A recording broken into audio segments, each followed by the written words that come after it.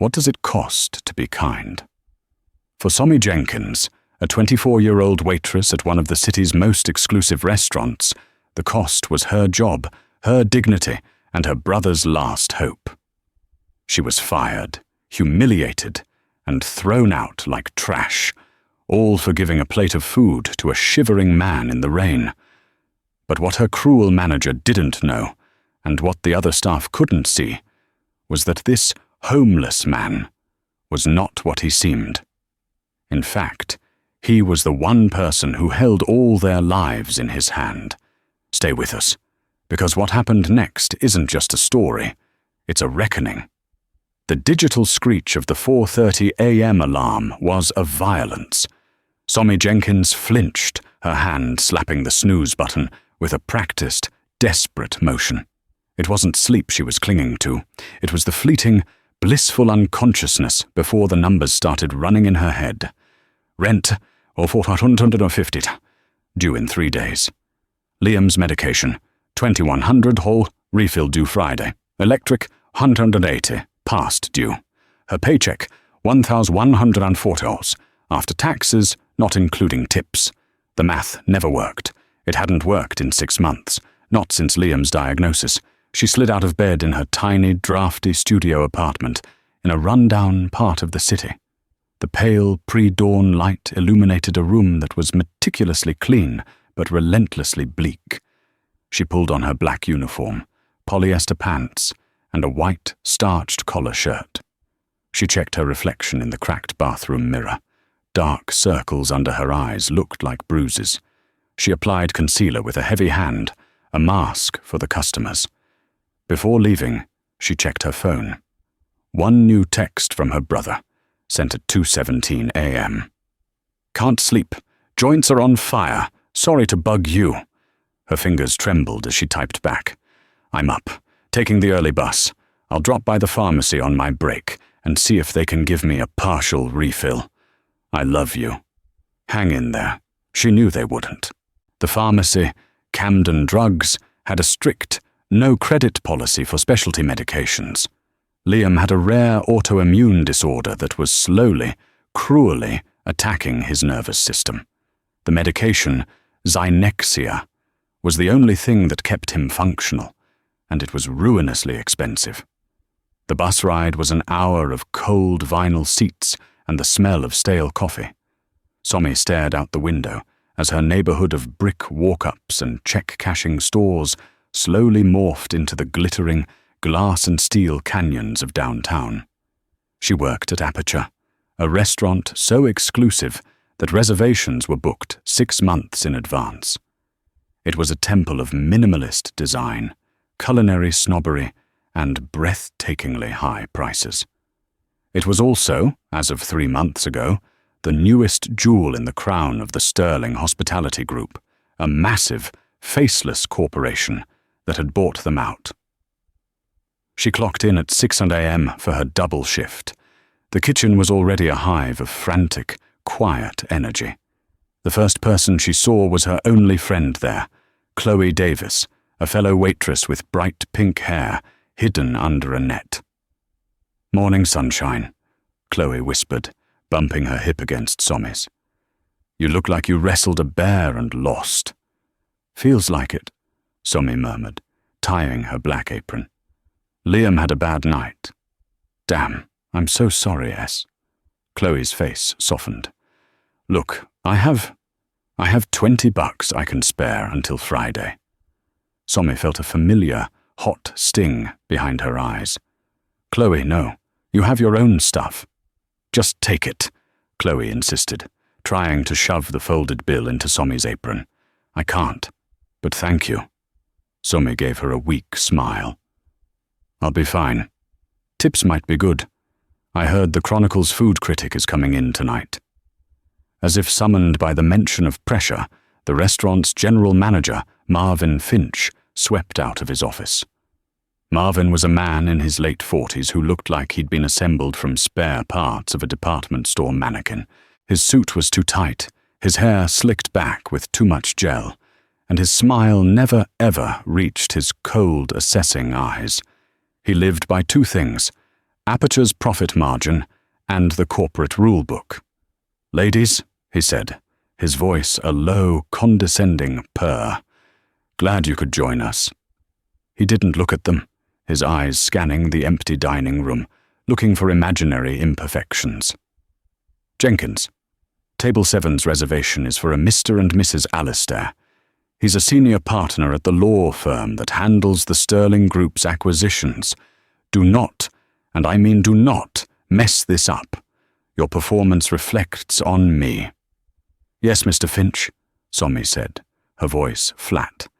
"And Chloe," he added, his lip curling slightly as he looked at a stray wisp of her pink hair. "Try to look professional. We're selling a $300 tasting menu, not tickets to a punk concert."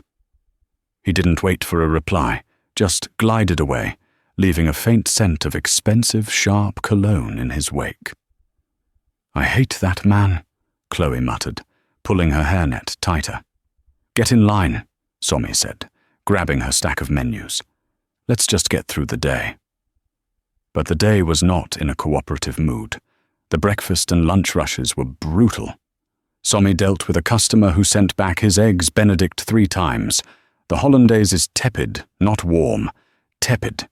She had a foretop of influencers who demanded free champagne in exchange for exposure and left her a 5% tip on a $600 bill. By 7 p.m., as the dinner service began, the relative quiet was shattered by a new arrival. Jessica Vance, the evening shift waitress, breezed in. Jessica was everything Somi wasn't, effortlessly glamorous, ruthlessly ambitious, and Marvin Finch's undeniable favorite. She viewed Somi and Chloe as the help. "Rough day, Somi?" Jessica asked, her voice dripping with false sympathy as she tied on her own apron. "You look exhausted. Don't worry, I can take the critic if he comes in. You probably don't have the energy for a table that important." "I'm fine, Jessica," Somi said, rubbing her temples. "Just focus on your own section." "Just trying to help," Jessica smiled, a perfect, predatory flash of white teeth. As the dining room filled, a storm broke outside. Rain began to lash against the restaurant's floor-to-ceiling windows, the wind howling. It was the kind of night that made the warm, amber-lit interior of Aperture feel even more like a fortress for the wealthy. Somi was run off her feet. The Alistair table was demanding. Jessica was actively poaching her tables, accidentally, taking drink orders from a new party in Somi's section. Marvin Finch paced the dining room like a shark, his eyes missing nothing. At 8:15 p.m., the front door opened, and the wind and rain blasted in. A man stood silhouetted in the doorway. He didn't look like a customer. He looked broken. He was soaking wet, shivering so hard it was visible from across the room. He wore a tattered, olive-green army jacket, the kind of thing you'd find in a surplus store bin.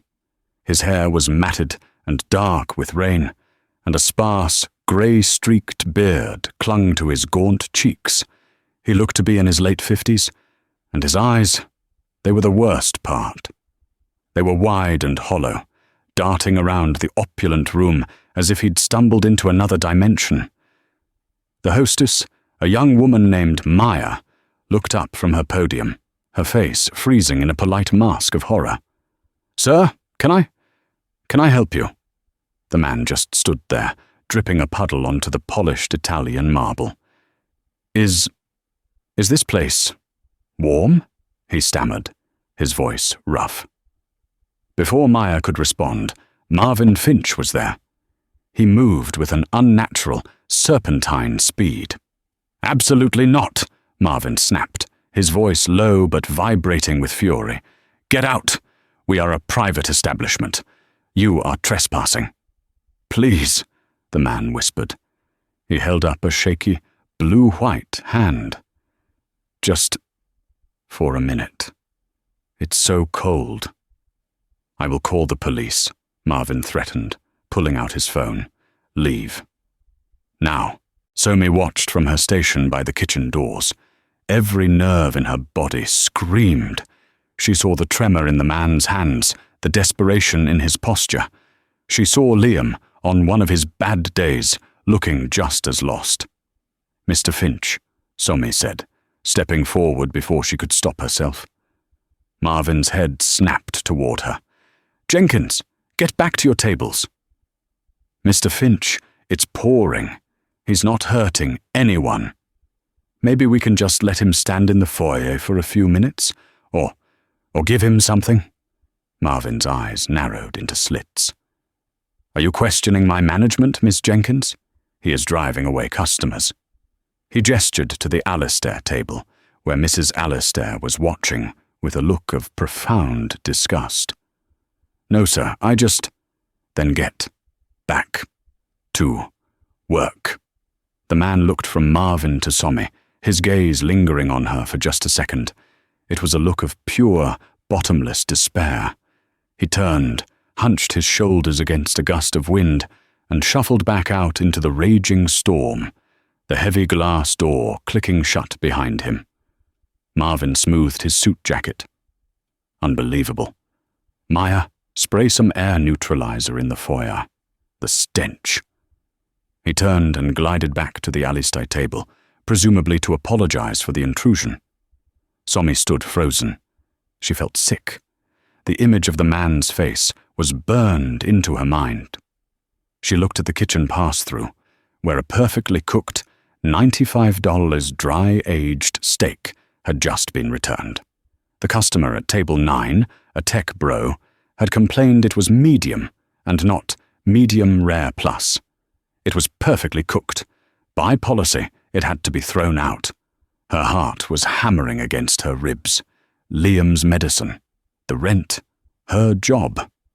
She saw Jessica Vance watching her from across the room, a small, knowing smirk on her face. Jessica knew Somi was a bleeding heart. She was waiting for her to screw up. "Don't do it, Somi. Don't be an idiot." But the thought of that man, shivering in an alley somewhere, while this perfect, untouched meal was scraped into a trash can. She couldn't. She just couldn't. She walked to the pass. "This one's dead?" she asked the chef, a gruff man named Miguel. "Yep." Table 9 said it looked at him wrong.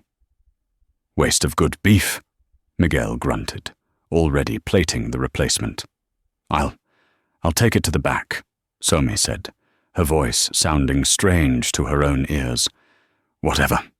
Just get it out of my sight." With her hands shaking, Somi slid the plate, still warm, onto her service tray. She added a side of untouched truffle, mashed potatoes from another returned order, and a bread roll. She grabbed a plastic fork and knife, wrapped them in a linen napkin, and put it all in a to-go bag. Marvin was schmoozing with the critic, who had apparently just arrived and was seated in Jessica's section. Jessica was glowing, laughing at his jokes, pouring a ludicrously expensive wine. This was her chance. "Chloe," she whispered, her voice tight, "cover my section. I'll be back in 2 minutes. I have to take out the trash." Chloe saw the bag. Her eyes went wide. "Somi, no. Don't. Finch will skin you alive. It's not worth it." "He's hungry, Chloe. It's policy. You'll be fired for theft." "It's going in the garbage. How is it theft?" Somi argued, her voice rising in a desperate whisper. "You know how he is. Anything that leaves this restaurant without being paid for is theft. He's been looking for a reason to cut your hours. Don't give him one." 2 minutes, Somi said, and before Chloe could argue, she pushed through the kitchen's back door into the rain-slicked alley. The wind hit her instantly, plastering her thin shirt to her skin. The alley was dark, smelling of wet dumpsters and cooking grease. "Sir," she called out, her voice barely audible over the storm. "Hello?" She saw him. He was huddled just 20 feet away, trying to find shelter under a rusted metal awning that was doing nothing. He was soaked to the bone. "Sir," she said, running over. He looked up, startled, his eyes full of fear. I brought you this, Somi said, her teeth chattering. She held out the bag. It's from the restaurant. It was going to be thrown away. It's a steak. It's still warm. The man stared at the bag, then at her face. He didn't move. Please, she said, her voice breaking. Just take it. You have to eat. Slowly, as if afraid she was setting a trap, he reached out. His freezing, raw fingers brushed hers as he took the bag. He opened it, looked inside, and a sound came out of him. A low, choked sob. He didn't speak. He just looked up at her, and the hollow despair in his eyes was replaced, just for a second, with a profound, aching humanity. Thank you, he rasped. My name is Alex.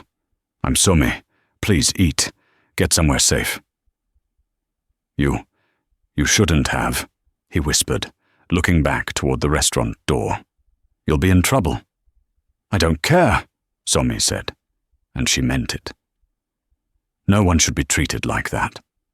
She gave him a small, trembling smile and turned to run back inside. She burst through the kitchen door, dripping, her heart pounding with a strange mixture of adrenaline and relief. She had done the right thing, and standing right there, blocking her path, was Marvin Finch. His face was pale with rage. Behind him, peeking from the dining room doorway, was Jessica Vance, her face a mask of feigned shock and private triumph. She had seen. She had tattled. So, Miss Jenkins, Marvin said, his voice terrifyingly soft. Taking out the trash, were you? The world seemed to slow down. The clatter of the kitchen, the roar of the rain, the distant murmur of diners, it all faded into a dull buzz. The only thing Somi could focus on was the Arctic cold in Marvin Finch's eyes.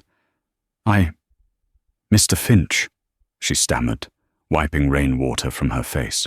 You took a $95, 12-ounce, dry-aged ribeye, Marvin recited, as if reading an indictment, and a $7 side of Pommes puree. You bagged it, and you gave it to that vagrant. It wasn't a question. It was a statement of fact. Jessica had given him a play-by-play. It was a return, Mr. Finch, Somi said, desperately trying to keep her voice steady. Table 9. It was going to be thrown in the trash. It was waste. It was company property, Marvin hissed, jabbing a finger at her. It is not your property to give away. It is not your charity. Our policy, as you well know, as you signed on page 4 of your employee handbook, is that all returned food items are to be logged for inventory loss and disposed of by the kitchen staff. What you did, Miss Jenkins, is called theft. Theft? Somi's voice rose in disbelief. I was feeding a starving man. It was garbage. You were stealing, Marvin roared, his composure finally cracking. The kitchen staff froze. Miguel, the chef, turned away, pretending to be busy. Chloe had appeared at the other door, her hand over her mouth, her eyes wide with terror. You are an associate of Aperture, Marvin continued, lowering his voice back to its venomous whisper. You represent the Sterling Hospitality Group. Your little, bleeding heart stunt has not only cost this company money, but it has endangered our brand. What if that person gets food poisoning from a returned item? He sues us. What if he now associates our brand with handouts? He comes back. He brings his friends. You haven't just stolen, you have compromised the integrity of this entire establishment. That's insane, Somi whispered, shaking her head. He was cold. He was hungry. That is not your concern, Marvin shouted. He pointed a trembling finger toward the dining room. My concern is them, the paying customers, the Alistair table, who you personally alienated with your little display, the Chronicle critic, who, thank God, was being handled by a professional like Miss Vance and didn't see your disgusting act of charity. Jessica, still lurking, managed to look both concerned and smug at the same time. "Mr. Finch, I have worked here for 3 years," Somi pleaded, tears of frustration and anger now mixing with the rain on her cheeks. "I work doubles. I've never been late. I've never had a complaint." "And you threw all of that away for a worthless bum," Marvin said flatly. "Pack your locker, you're fired." The words hit her like a physical blow. Fired. What? No, you can't. The panic was immediate and suffocating. Liam, the medicine, the rent. "Mr. Finch, please. I need this job. Write me up. Dock my pay. I'll pay for the steak. Take it out of my check. Please, just don't fire me." "It's too late for that," Marvin said, a flicker of cruel satisfaction in his eyes. He enjoyed this. "I cannot have a thief on my floor. I cannot have an employee who thinks her judgment supersedes company policy." "Jessica," he called out. Jessica stepped forward. "Yes, Mr. Finch?" "Ms. Jenkins's remaining tables are yours. Transfer them immediately." "Of course, Mr. Finch. I'll take good care of them." She threw Somi a look of pitiful, false regret. "No," Somi breathed. "Chloe, tell him." Chloe stepped forward, wringing her hands. "Mr. Finch, sir, it was a mistake. She's our best waitress. She has a big heart. It's not—" "Stay out of this, Ms. Davis," Marvin snapped. "Unless you'd like to join her in the unemployment line. Your loyalty is noted." Chloe shrank back, defeated. "Get your things," Marvin repeated, "and hand me your apron and your keycard." Numbly, Somi untied the black apron, her fingers fumbling with the knot. She pulled the keycard from her pocket. Her hands were shaking so violently she dropped it. It clattered on the tile floor. Marvin didn't bend to pick it up. He just stared at her. Humiliated, Somi bent down, picked up the card and handed it to him. "You will be escorted out," he said. He nodded to the security guard who was posted near the back door for cash out. "Frank, please see Ms. Jenkins off the premises." "No, I can walk," Somi said, her voice hollow. She turned and walked, stiff-backed, through the kitchen. The other cooks and dishwashers just stared, their faces a mixture of pity and fear. She walked past Chloe, who was now openly crying. "I'm so sorry, S," Chloe whispered. Somi couldn't even look at her. She just walked to the small, cramped locker room. She pulled her cheap coat from her locker, grabbed her empty purse, and looked at the small, framed photo of her and Liam, smiling on a beach 2 summers ago, before he got sick. She left it. She couldn't bear to take it. Frank, the security guard, a large man who usually had a kind word for her, stood by the back door, his face grim. "Sorry, Somi," he muttered. "It's okay, Frank." She pushed the door open. The rain was still coming down in sheets, colder now. She didn't have an umbrella. She stepped out into the alley, just yards from where she had given the man the food. She pulled her thin coat tight and started the long walk to the bus stop. The humiliation kept her warm for the first block, a hot, prickling shame. But by the second block, the cold and the reality set in. Fired. No job, no paycheck. $2,100 due on Friday. Rent due in 3 days. She made it to the bus shelter and collapsed onto the wet bench. And there, alone in the dark, as the buses roared past, splashing her with dirty water, Somi Jenkins finally broke down and wept. She cried for the man in the rain. She cried for her sick brother. But most of all, she cried for the terrifying, black, empty hole that had just opened up at her feet. The bus ride home was a blur of smeared neon lights and the reflection of her own ghostly, tear-stained face in the dark window. When she got back to her apartment, the silence was deafening. The 10 p.m. quiet was usually a comfort after the chaos of the restaurant. Tonight, it was an accusation. She sat on the edge of her bed, still in her damp clothes, for over an hour. The numbers just kept spinning. No job. No money. She had a little over $300 in her checking account. That was it. That was the entirety of her savings, the buffer between her and total annihilation. It wouldn't cover the pharmacy copay. It wouldn't cover a quarter of her rent. Her phone buzzed. A text from Chloe. "He's a monster. I'm quitting. I'll walk out right now." Somi's fingers felt like lead as she typed a reply. "Do not. You can't.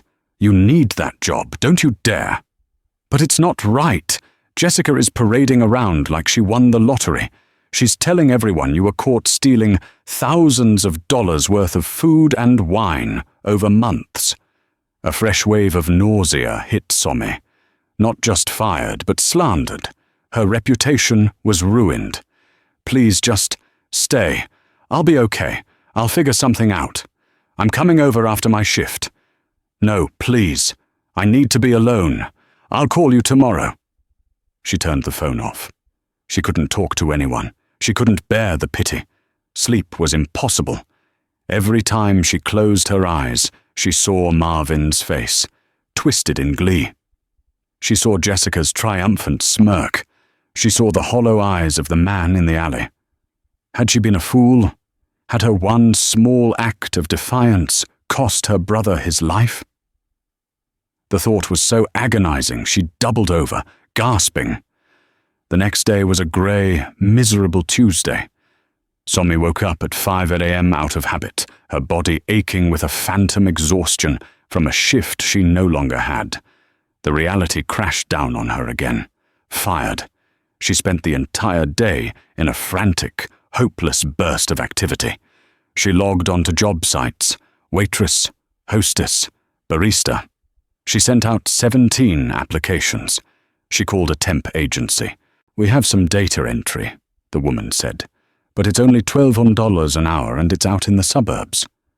"I'll take it," Somi said immediately. "The background check will take 3 to 5 business days," the woman replied, her voice bored. 3 to 5 days. Liam's prescription was due in 2. She tried calling the specialty pharmacy. "Camden Drugs, this is Maria." "Hi, Maria. It's Somi Jenkins. I'm calling about Liam Jenkins's prescription. The Zenexia." "Ah, yes, Miss Jenkins. Ready for pickup on Friday." Maria's voice was professionally bright. "That'll be $2,100. "Maria, I lost my job," Somi said, the admission scraping her throat raw. "I don't get paid.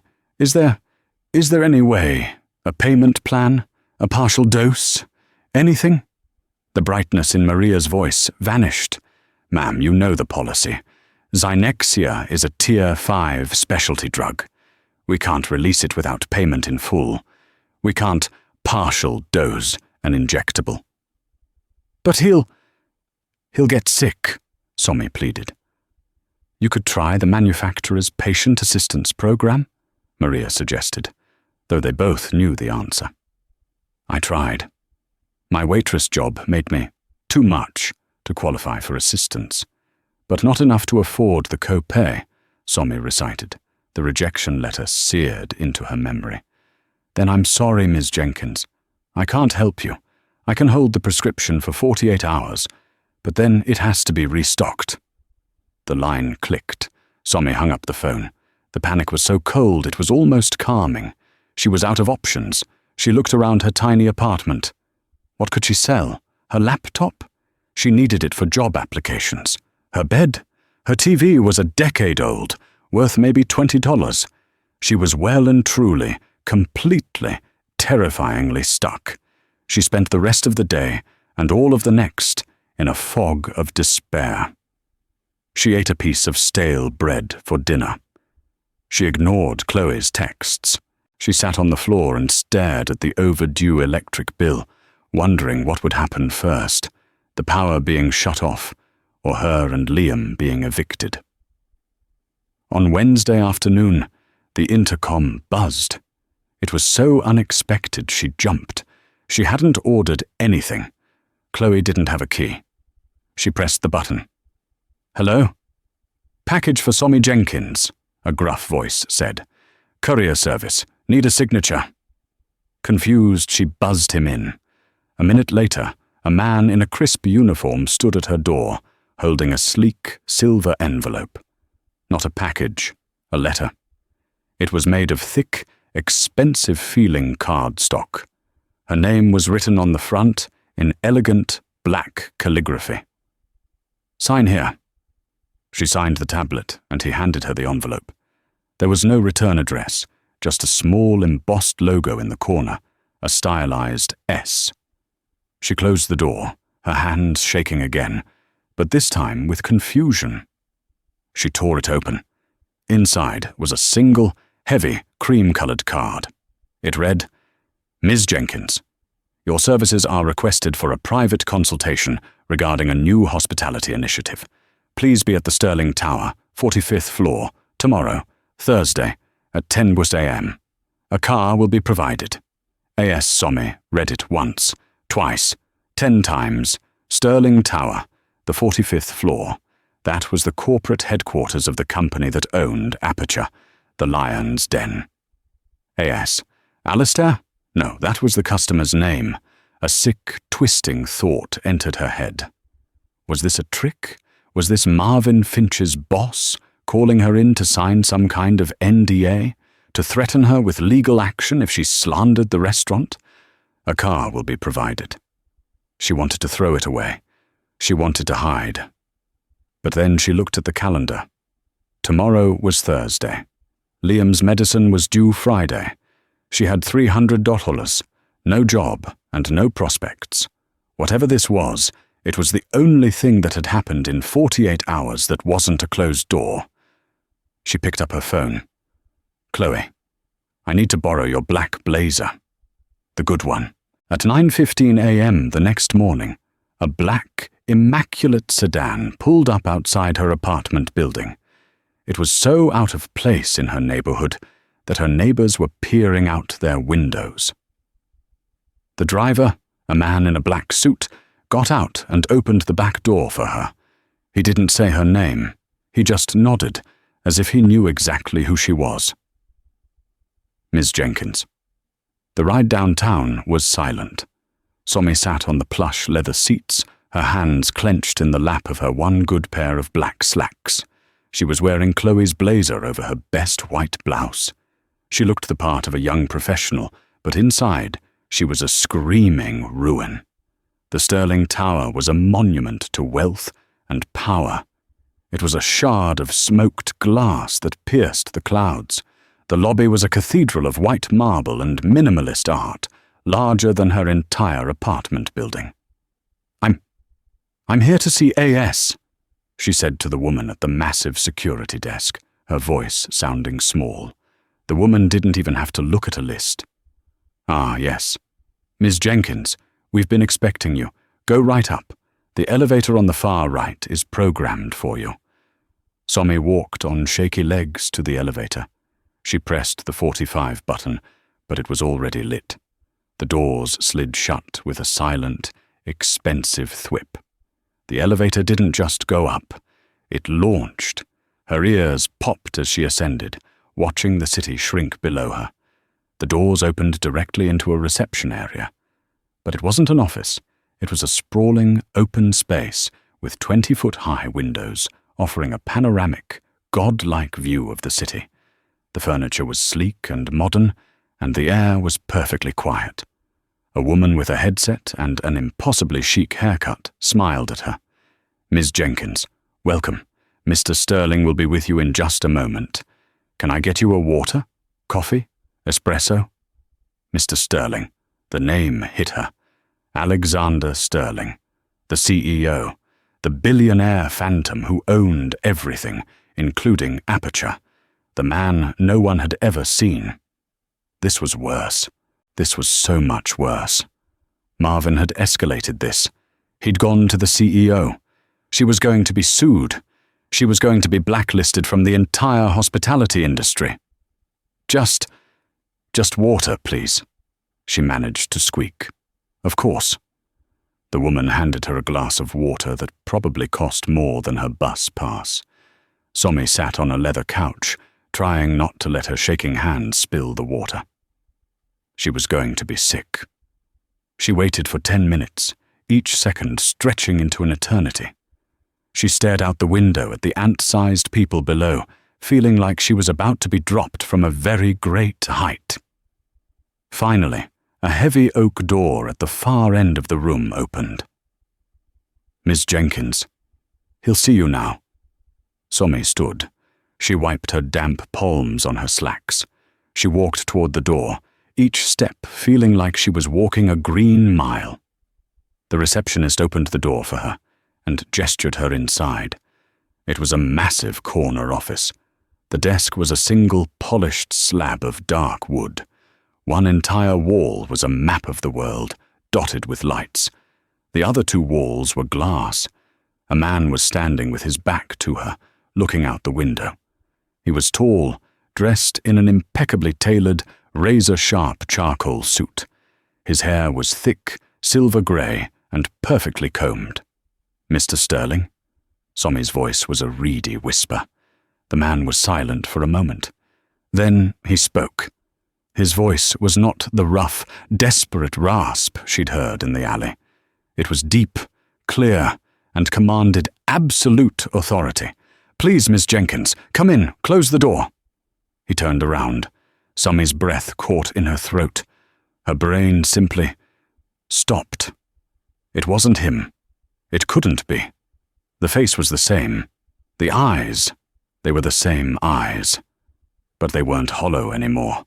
They were sharp, intelligent, and currently fixed on her with a gaze of piercing intensity. The gaunt, beard-stubbled cheeks were clean-shaven, revealing a strong jawline. The matted hair was gone.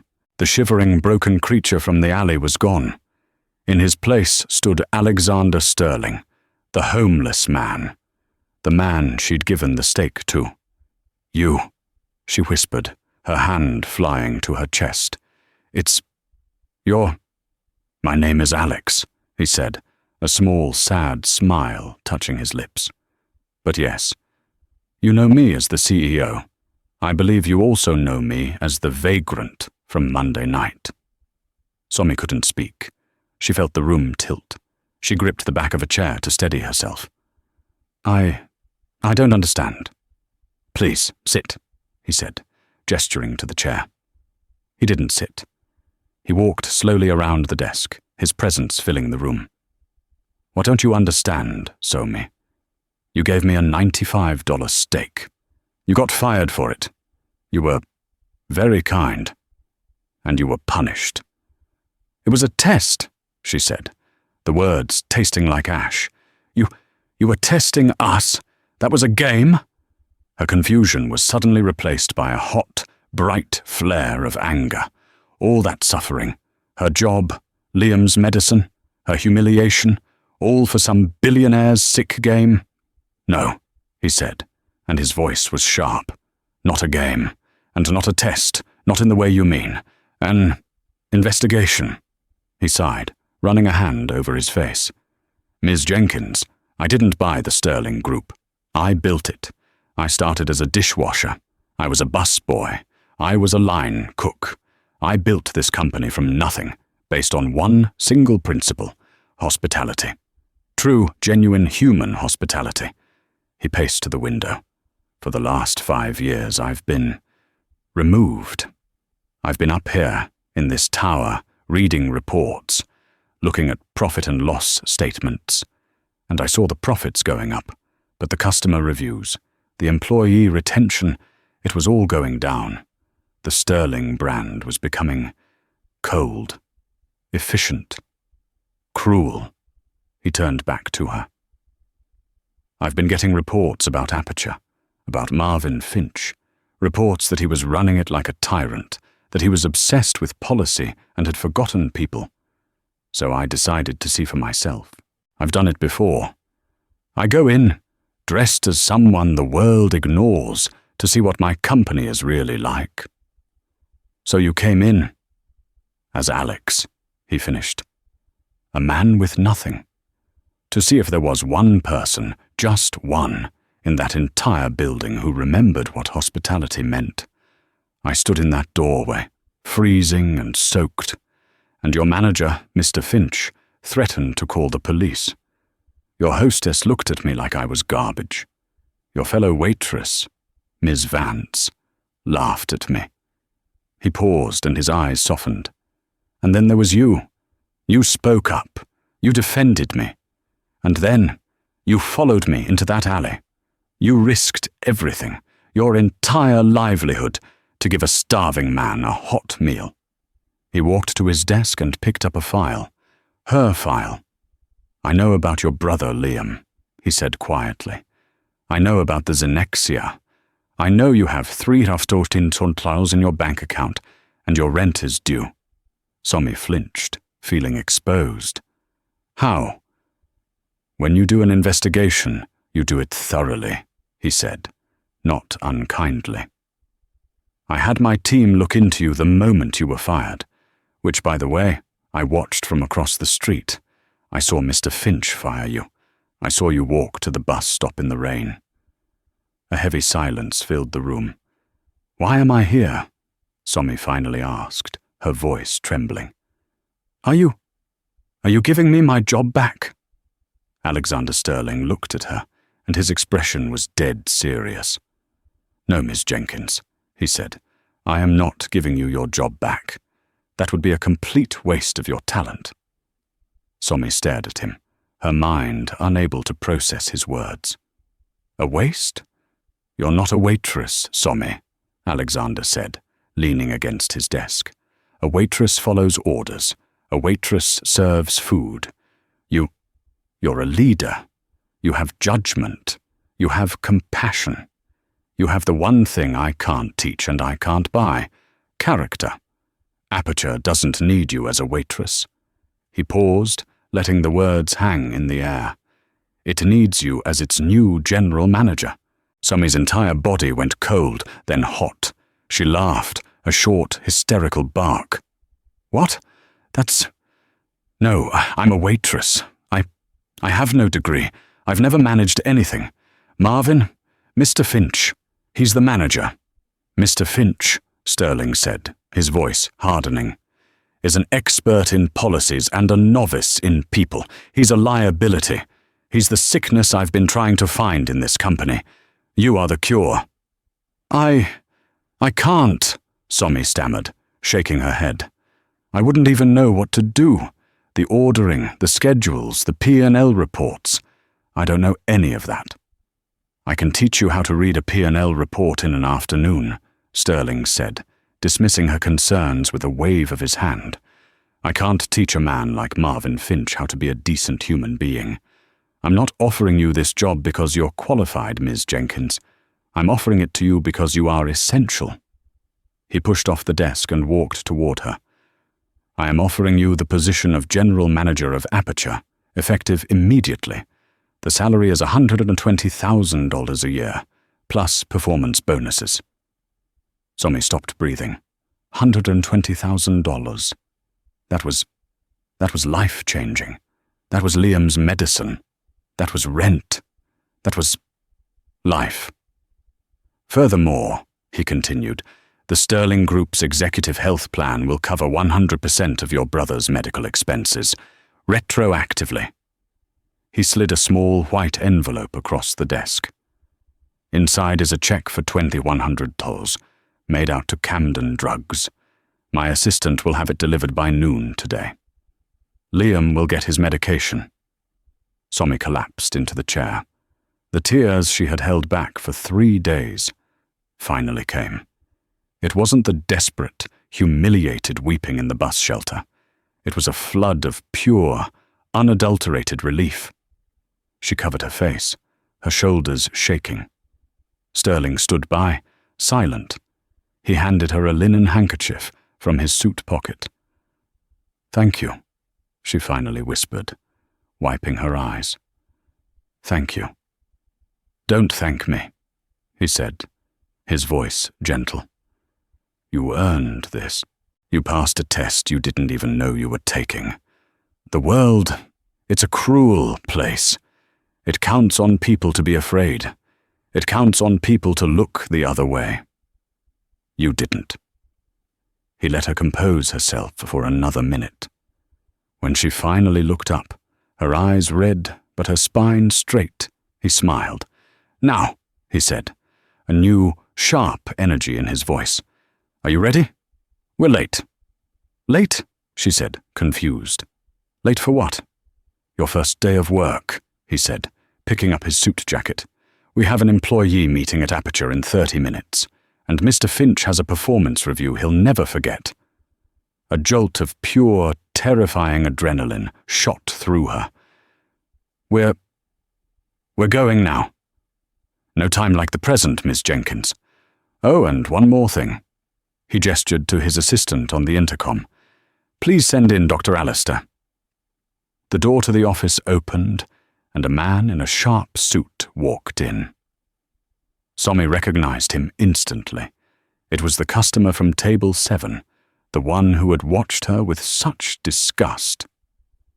Mr. Alistair, she said, her stomach dropping again. Ms. Jenkins, the man said, smiling warmly. Please call me Robert. I'm not a partner at a law firm. Robert Alistair, Alexander Sterling said, is the Sterling Group's chief operating officer. He was my eyes and ears inside the restaurant while I was indisposed in the foyer. Your performance was illuminating, Ms. Jenkins, Robert said. Your handling of my difficult order, your professionalism with Ms. Vance trying to steal your tables, and your compassion at the door. It confirmed everything Mr. Sterling needed to know. You were all in on it, Somi breathed. As I said, Sterling said, a thorough investigation. Now shall we? He held the door open for her. Somi Jenkins, the fired waitress, walked out of the CEO's office, side by side with the two most powerful men in the company. The ride back to Aperture in the black sedan was fast. Somi's heart hammered against her ribs so hard she thought it might break. She was terrified. She was exhilarated.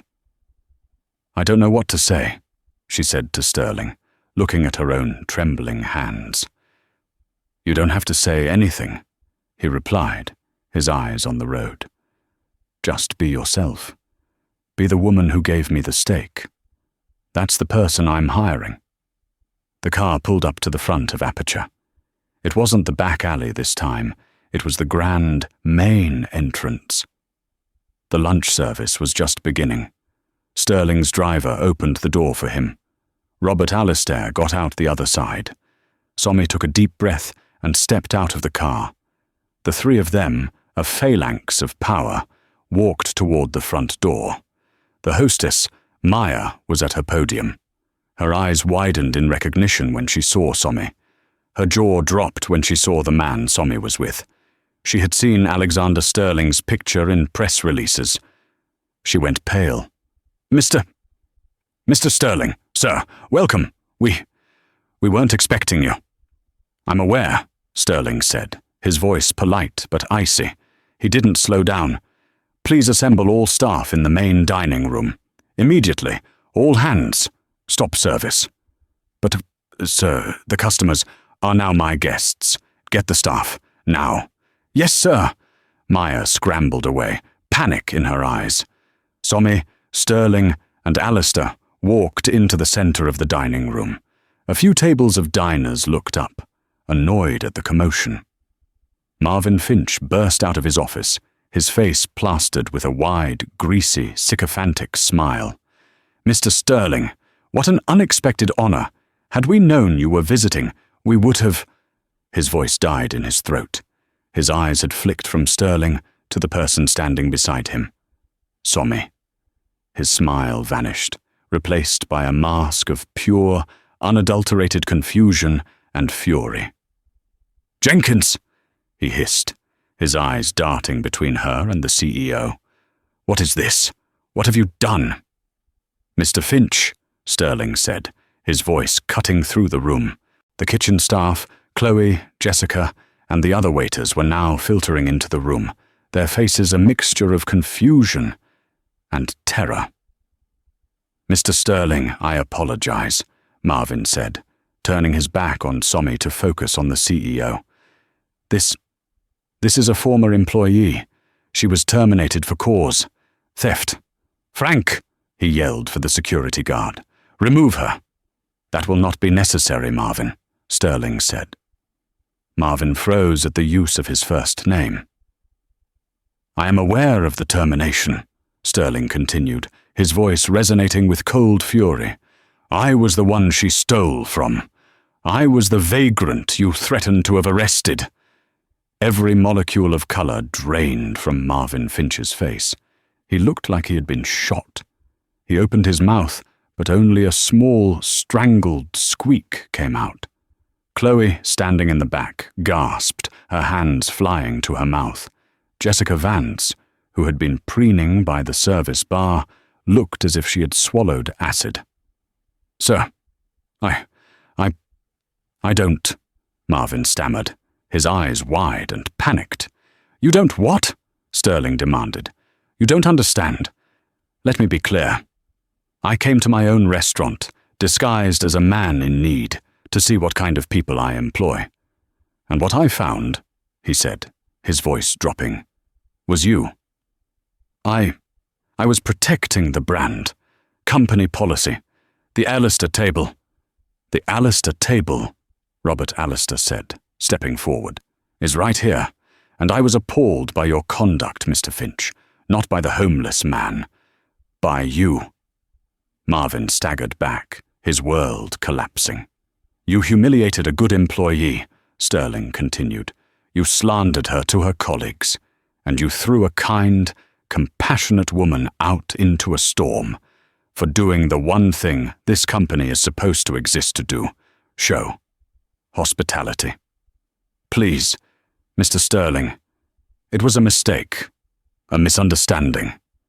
Marvin was visibly trembling, sweat beading on his slicked back hair. Yes, it was, Sterling agreed. Hiring you. That was the mistake. Mr. Finch, you are terminated. Effective immediately. No, please! Your policy, Sterling said, states that all returned items are company property. Is that correct? Marvin just nodded, mute. Good. Your career, your reputation, your future in this industry. As far as I'm concerned, that's all returned property. And I'm disposing of it. Get your personal effects from your office. Frank, he said to the security guard, who looked immensely satisfied. Please do escort Mr. Finch off the premises. He is trespassing. Marvin looked around, his eyes wild, looking for an ally. He found none. He looked at Somi, his face a mask of pure hatred. She just looked back at him, her expression calm, her hands steady. As Frank grabbed his arm, Marvin had one last, pathetic outburst. You snake! He spat at Somi. You set me up. No, Marvin, Somi said, finding her voice. It was clear and strong. You set yourself up. I just gave a man a steak. Frank hauled him away, still protesting, toward the back door. The dining room was dead silent.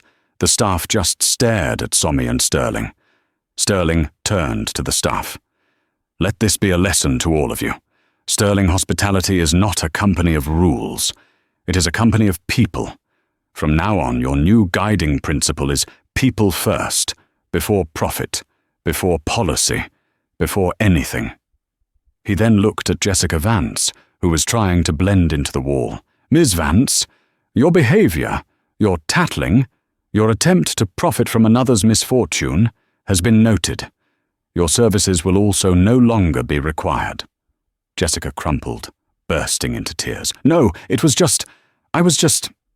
Dismissed, Sterling said flatly. He then turned to the remaining staff. He put a hand on Somi's shoulder.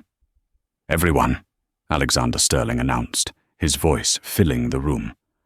I would like to introduce you to your new general manager, Ms. Somi Jenkins. The silence was absolute. And then Chloe broke it. She let out a whoop and started clapping.